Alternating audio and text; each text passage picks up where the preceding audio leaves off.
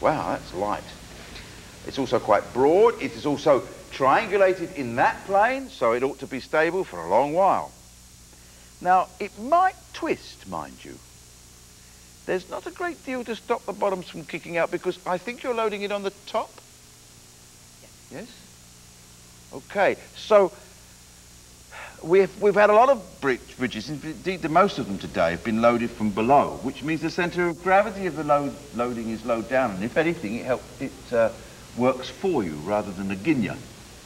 In this case, when we put the bricks on here, it won't matter for the first couple, but as we put extra ones on, the centre of gravity of that loading is going to rise, and the thing is to become sort of exponentially unstable.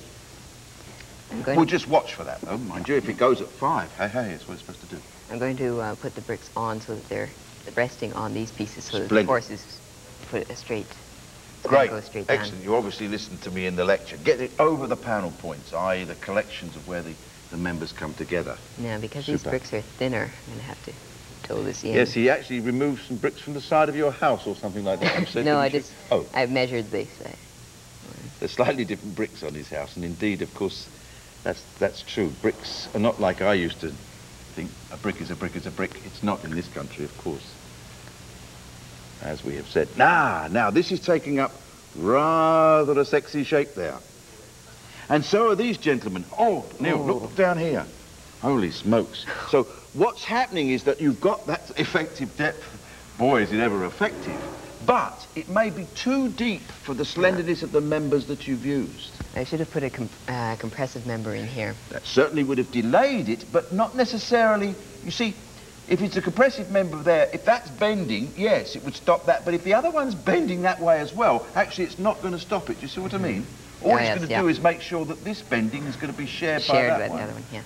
Which may or may not work. But of course, if we get one more on, we've hit the design. This, of course, is coming out this way. As a matter of fact, in a sense, if you think of an axis right down the middle, there's a tiny bit of rotation around there. So you can see how disastrous torsion can be in so many circumstances. It's not even along that axis only. It can sometimes be around this axis. Also, these feet are coming up off the end. They are. It's just resting here and it's coming up. And this one is slightly flatter as a consequence of the back. So I think I'll put the next one on the... Good thinking.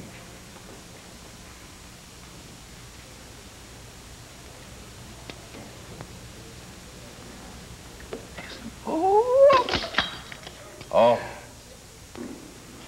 that's going to look great on slow-mo. I bet.